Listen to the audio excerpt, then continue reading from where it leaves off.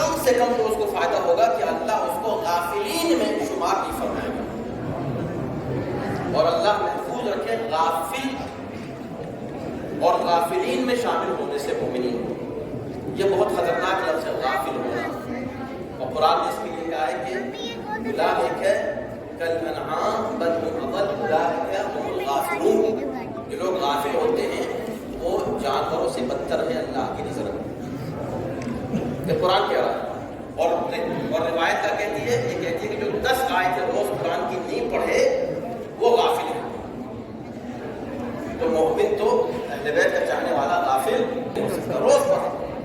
ابھی ماشاءاللہ کہ آپ نے سماعت فرمایا ایک صفحہ، بہت اچھا طریقہ ہے یہاں پر الحمدللہ کہ ایک صفحہ قرآن کی تلاوت ہوتی ہے، اس کے بعد زیارت پڑھی جاتی ہے.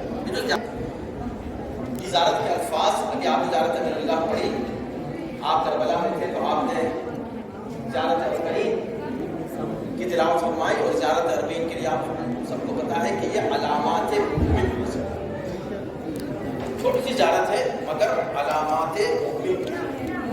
آپ جہاں بھی ہوں اربعین کا دن آئے تو زیارت اربعین ضرور پڑھیں، اس لیے کہ مومن کی علامتوں میں سے 11 کام نے ارشاد فرمایا. کیا بات ہے اس کی؟ تو کیا تحفہ آپ لے کر جائیں گے؟ اسی یہ جو زیارت ہے نا، اس پر غور کریں، توجہ کریں. اور کے ساتھ زیارت پڑھیں گے تو اتنا آپ کو لطف آئے گا. اور زیارت کا ہر جملہ ہماری زندگی کو بدل دینے کے لیے کافی ہے.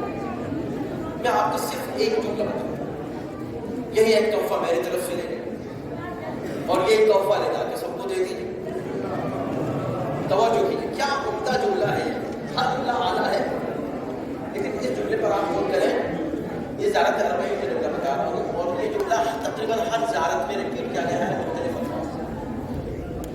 اللہم انی اشہدک، یا اللہ میں تجھے گواہ کر کے کہہ رہا ہوں. یہ کون کہہ رہا ہے؟ جو زیارت پڑھ رہا ہے امام حسین کی زیارت اربعین. اللہم انی اشہدک انی ولی لمن والا وعدو لمن عادہ. یا اللہ میں تجھے گواہ کر کے کہتا ہوں کہ میں بس اس کا دوست ہوں جو حسین کا دوست ہے.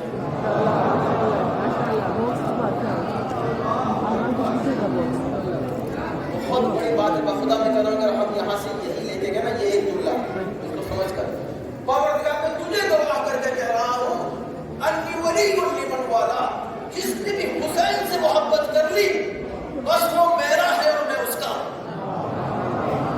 جو حسین والا ہے میں اس کا عاشق ہوں، میں اس کا چاہنے والا ہوں. مجھے اس سے پیار ہے جو حسین سے پیار کرتا ہو.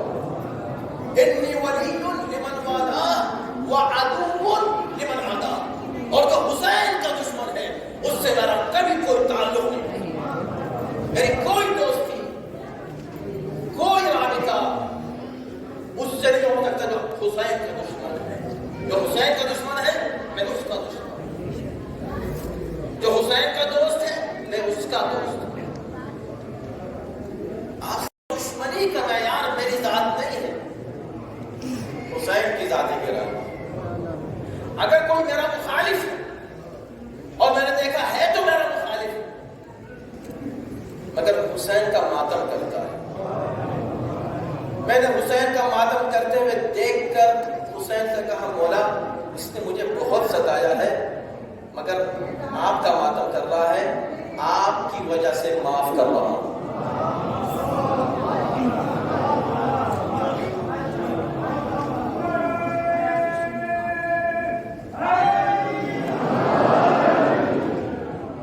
آپ کر کے دیکھیں، ایسا کر کے دیکھیں. آج ہی سوچیں، آج ہی حرم میں جا کر کہیں کہ فلاں شخص مجھے بہت اذیت دیتا ہے مگر میں نے دیکھا ہے کہ وہ آپ کو روتا بھی ہے.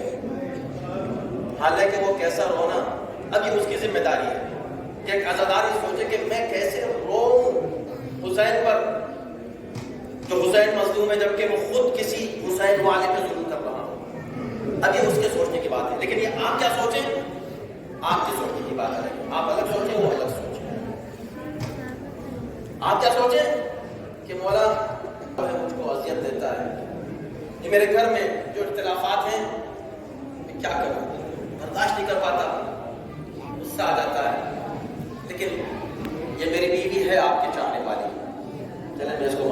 میرا شوہر مولا ہے آپ کا چاہنے والا، چلے میں آپ کی وجہ سے معاف کرتا ہوں، یہ میرا بھائی اس نے مجھے بہت ستایا ہے، لیکن باہر کیف میں آپ کی وجہ سے اس کو معاف کر رہا ہوں۔ آپ سوچیں جب آپ یہ سب کر کے اب کھڑے ہو کر کہیں اے میرے مولا، اے اللہ تجھے گواہ بنا کر کہہ رہا ہوں انی ولی لمن والا، جس سے کی دوستی ہے بس میری اسی سے دوستی، تو ہماری ذات کچھ نہیں، اس کو ہٹا کر اپنی ذات کو بالکل ہٹا کر صرف حسین کو رکھیں، امام رضا کو رکھیں، امام کاظم کی زیارت کر کے آپ آئے، امام علی کی زیارت آپ نے کی ہے، آپ نے سامارا کی زیارت کی ہے، آپ نے کاظمین کی زیارت کی ہے، آپ نجف گئے ہیں، کربلا گئے ہیں، مشہد آئے ہیں، اور انشاءاللہ ایک دن آزادی کے ساتھ بقیع کی زیارت کریں گے انشاءاللہ انشاءاللہ۔ بقیع کا ذکر آپ ہے،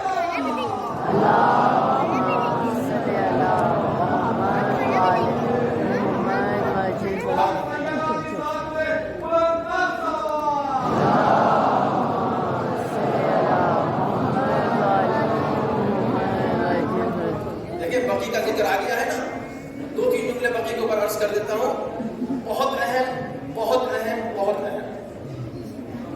دیکھیں کتنی تاکید سے میں کہہ رہا ہوں، شاید میں نے جتنی مجلسیں پڑھی سب کا خلاصہ چند جملے میں عرض کرنا چاہ رہا ہوں، اور یہ بھی ایک پیغام میں آپ لے کر پہنچے واپس۔ یہ جو سال ہے 1444، اس کو بھولیے گا نہیں، 1444 ہجری شروع ہو چکا ہے، یہ ہماری زندگی میں ایک بار آیا ہے، اللہ ہمارا امتحان لے رہا ہے۔ آپ کہیں گے وہ کیا ہے؟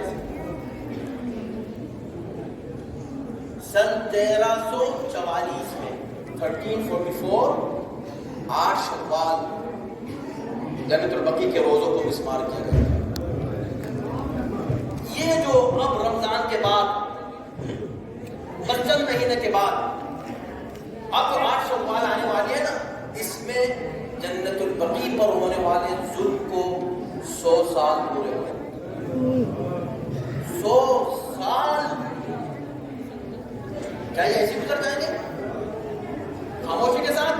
نہیں، بہت پرامن انداز سے ہم احتجاج کریں گے انشاءاللہ، پرامن انداز سے پوری دنیا میں مظلومیت ائمہ بقیع کو پہنچائیں گے انشاءاللہ، ان کی آواز سب جگہ پہنچے گی، مگر وہی امن کے ساتھ، پرامن طریقے سے، اور بہت ہی اخلاق کے ساتھ، جس طریقے سے قرآن نے ہمیں حکم دیا ہے ادعو الی سبیل ربک بالحکمۃ والموعظۃ الحسنہ، حکمت اور موعظہ حسنہ کے ساتھ ہم ہر وہ کام انجام دیں گے اس سال کہ جس سے بقیع کی مظلومیت دنیا کے کانوں پر پہنچے، اور جن ظالموں نے اسے مسمار کیا وہ مجبور ہو جائیں یہ کہنے پر کہ بھئی ہم اب اور کتنا ظلم کریں گے، چلو آؤ ہم اجازت دیتے ہیں، آؤ آ کر اس کو بنا لیں۔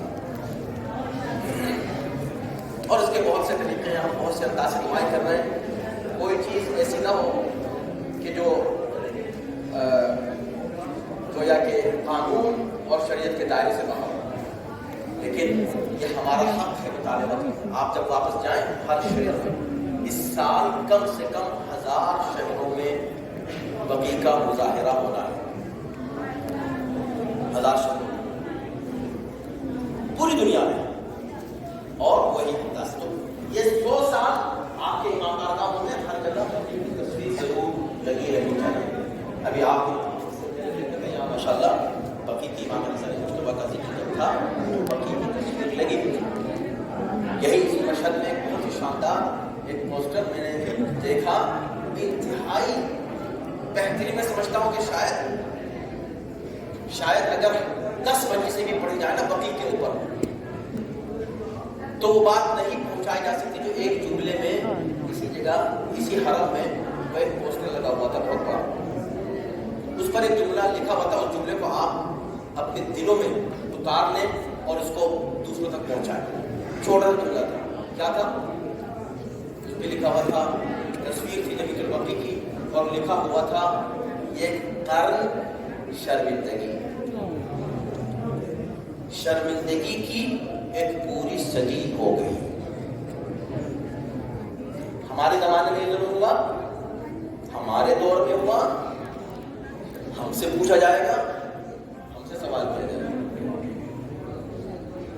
یہ جو ابھی تک ہمارے درمیان ہمارے دور میں باقی ہے، تو جس انداز سے بھی آپ ہو سکے سوشل میڈیا کے ذریعے سے اپنے اخلاق کو اور اپنے جو گویا توجیحات ہیں ان کو مد نظر رکھتے ہوئے علماء کی سرپرستی میں اپنے اپنے شہر میں اس سلسلے میں آواز ضرور بلند کریں، اور ہر امام بارگاہ میں ایک تصویر کم سے کم جنت البقیع کی ضرور ہونی چاہیے۔ ثواب میں اللہم صلی علی محمد و علی محمد وعجل فرجہ۔